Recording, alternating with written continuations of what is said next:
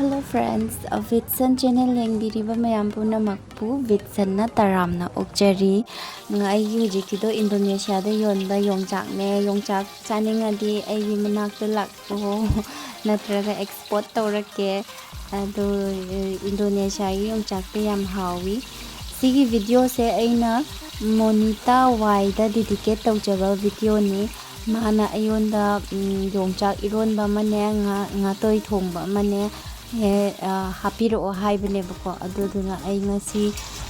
magi request to fulfill tawjage dana ai thongjare nga toy se aina thongi se puklau bine sina iron bada hapnaba kariba umorok ani hapjare ade iron ba phuthare nga do ngaure de sina nga toy thongbagi masala kari kra ai ucharage ai thau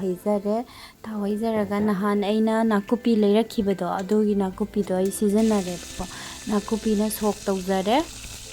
dagi tilhau tomato loin hapani ginger garlic paste so hapani aduga aidi masala se paste semaga loin thamne ko yangang morok adagi cloves cardamom cinnamon adu mayam do hapaga paste oin thamne adusu ising da thitlaga adusu haptene sina ginger garlic paste ni adagi ai jeera powder ne adagi coriander powder chai sanjar khre ko ado ai video mayam do amamam uttareba ai thanda sanambani na ko yamna ai comfortable oideba ko ado ai sum samna dum uchare ko to sine ai masala paste ai video adum daily yengiba mi ti khangbiramgani ai masala paste na amuki video da hapsabane ko ado singa se ai nga hapchanjakhraga ma se phajana ngaubire makhum kupaga ko makhon se pedek manung de thau thoglakpa ma yawrakpane ko aduda ai ising je lumbu saba hejanjare duga phadi kariba sise akoina bambona taw thongbadadi ko besan ga hapane ba aidi ngasidi haproi besan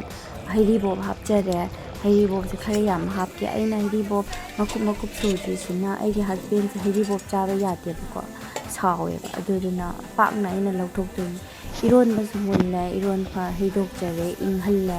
inghalaga ma alu maku koktu alu se sida alu macha thoeba ko Indonesia da so kentang kachil hayeba kachil hai sina macha kentang hai sina alu ado maku bhajana khopire degi yongchak chu maku moigi yongchak se akogi Imphal da Manipur da phangba du maina maku khokpa yade ba ado maku go yauna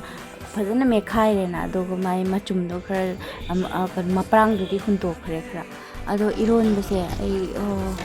ronjare ba ado ai nga sisu nga toy se munchalla ade mullabanina ai phatigom thakchinjare manam yam nungsire manam sisu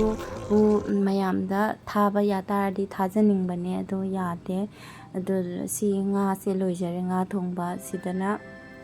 sina look semaga aina thamjabane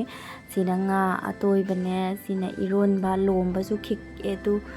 mayam aina nahan lomba aigi last video dai utpado adudo lombane phatigom dai carrot akhabi ngobase ai ngasa ayuki khar layebako adugi tune dai sina nahan aina achaho chengi ladu sabado sweets ta asi hape ado loijare aigi Vitsanbu subscribe tawbiriba Monita Y ki request to ado ngasi magi damakta dedicate tawbani sigi video se aina Monita Y hairaga saubiganu aigi mathak oiramasu aigi friend oiramasu ado video se sida loisanjarake.